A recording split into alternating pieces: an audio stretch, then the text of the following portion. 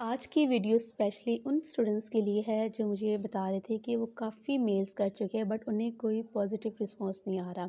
तो इसकी 3 रीज़न हो सकती है। या तो उनकी मेल बहुत जनरल है, वो सेम कॉपी पेस्ट करके सबको सेंड कर रहे हैं, या वो एक ही टाइम पे एक डिपार्टमेंट में काफ़ी प्रोफेसर्स को मेल कर रहे हैं।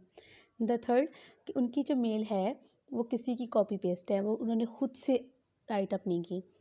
जितनी आपकी मेल यूनिक होगी, जितनी स्पेसिफिक होगी, प्रोफेसर के रिलेटेड होगी, उतना आपको रिस्पॉन्स आएगा। तो बेस्ट ये है कि अगर आप रेंडमली 100 मेल्स से बेस्ट है कि डे में आप 10 मेल्स करें बट टू द पॉइंट और अकॉर्डिंग टू प्रोफेसर होनी चाहिए, उनके रिसर्च एरिया के अकॉर्डिंग। मेरे पास एक सैम्पल था जो बेस्ट फॉर्मेट है। इस फॉर्मेट की बेस से मैंने बहुत से एक्सेप्टेंस लेटर लिए थे। सबसे इम्पोर्टेंट जो होती है सब्जेक्ट लाइन। बहुत से स्टूडेंट जस्ट रैंडमली मेल कर रहे होते हैं जो बहुत नेगेटिव इम्पैक्ट होता है। It's not a plus point. जब आप मेल करते हो तो सबसे इम्पोर्टेंट जो फर्स्ट होता है वो आपका सब्जेक्ट लाइन होती है। तो आप इसको ऐसे लिख सकते हैं: request for master degree supervision, request for master position और पीएचडी। देन जितना भी अगर आप मेल करते हैं तो सबसे पहले फर्स्ट प्रोफेसर का नेम मस्ट होना चाहिए। मैंने देखिए मेल्स के सैंपल, बट स्टूडेंट्स क्या करते हैं, जस्ट डियर प्रोफेसर सेंड कर रहे हैं, उनका नेम नहीं लिख रहे। तो क्योंकि वो सिंपल कॉपी पेस्ट कर रहे हैं, तो वो अच्छा पॉइंट नहीं है। जितना प्रोफेसर का आप नेम ही नहीं लिखेंगे तो प्रोफेसर को पता होगा कि ये जस्ट ऐसे ही मेल्स कर रहा है। तो फर्स्ट प्रोफेसर का नेम होना चाहिए। और हाँ, आई रिकमेंड कि डियर वर्ड मत यूज़ किया करें, क्योंकि प्रोफेसर जो होते हैं वो बहुत ऑनरेबल होते हैं, उनकी बहुत बड़ी पोजीशन होती है। तो जितना आप यहाँ पर अगर आप रिस्पेक्टिव लिखेंगे प्रोफेसर या dear, is not so good. I recommend आपको रिस्पेक्टेड प्रोफेसर और देन XYZ उनका जो नेम है। Then this is a best format to get acceptance letter. First email में आपने अपना नेम मेंशन करना है, देन आपने अपनी डिग्री का ईयर मेंशन करना और फील्ड। That's enough. देन आपने अपना ईयर बताना है, किस ईयर में आपकी डिग्री कंप्लीट हुई है। देन सेकंड पैराग्राफ में आपने अपने आप को प्रेजेंट करना है। वो इस तरह करना है कि आपने जो अपनी डिग्री हासिल की है, जो आपकी प्रीवियस डिग्री है, उसको इंटरलिंक करना है प्रोफेसर के साथ।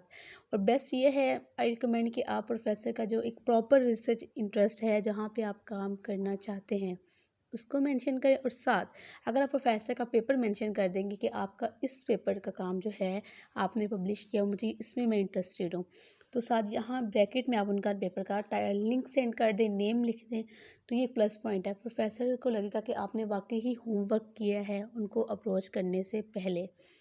देन आपने थर्ड पैराग्राफ में ये लिखना है कि मैंने MS के लिए अप्लाई करना चाहता हूँ, और अब मैं XYZ यूनिवर्सिटी, जो भी यूनिवर्सिटी में आप कर रहे हैं, आप बता सकते हैं कि उसमें मैं यूनिवर्सिटी स्कॉलर या CSE पे करना चाहता हूँ। और this is the best format. जितनी आपकी शॉर्ट, ब्रीफ और कंसाइज बेस ईमेल फॉर्मेट होगा, कवर लेटर होगा, उतना आपको पॉजिटिव रिस्पॉन्स आएगा। और कोई एक्स्ट्रा डिटेल्स लिखने की ज़रूरत नहीं है, क्योंकि ऑलरेडी वो आपकी CV में प्रेजेंट है। अगर आपकी CGPA 3.5 से अबव है, आई रिकमेंड वो आप डेफिनेटली यहाँ मेंशन करें अपने बैचलर डिग्री के साथ।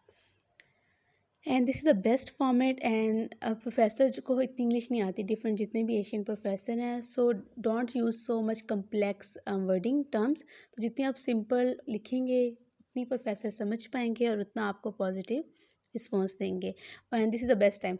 अगर आप जिस कंट्री में आप प्रोफेसर को मेल करें, उनका जो है 8 टू जो 10 AM का टाइम होता है, इस टाइम प्रोफेसर्स जो होते हैं वो अपने ऑफिस में होते हैं और मेल्स चेक कर रहे थे, उसके अकॉर्डिंग आपको मेल करनी चाहिए।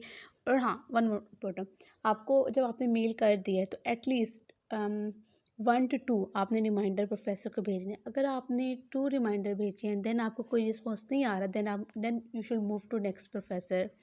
और एट ए टाइम एक यूनिवर्सिटी में आपको जस्ट 2 प्रोफेसर को मेल करनी चाहिए। वेट करें उनके रिस्पॉन्स का, अगर रिस्पॉन्स नहीं आता देन आप मूव करें नेक्स्ट प्रोफेसर के पास।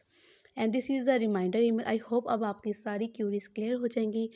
इस फॉर्मेट को फॉलो करें, बट डोंट कॉपी पेस्ट। इसको आप मॉडिफाई करके अपने लिए लिखें, इसको चेंज करें। और जितना आप डिफरेंट लिखेंगे, यूनिक लिखेंगे, उतना अच्छा आपको रिस्पॉन्स मिलेगा। एंड देन यहाँ से आप अपना रिमाइंडर इस तरह लिख के आप उसको सेंड कर सकते हैं। आई होप अब आपकी क्यूरीज क्लियर हो जाएगी। अगर आपका फिर भी कोई क्वेश्चन है तो आप कमेंट सेक्शन में या मेरी ईमेल पे ID पे आप मुझसे पूछ सकते हैं।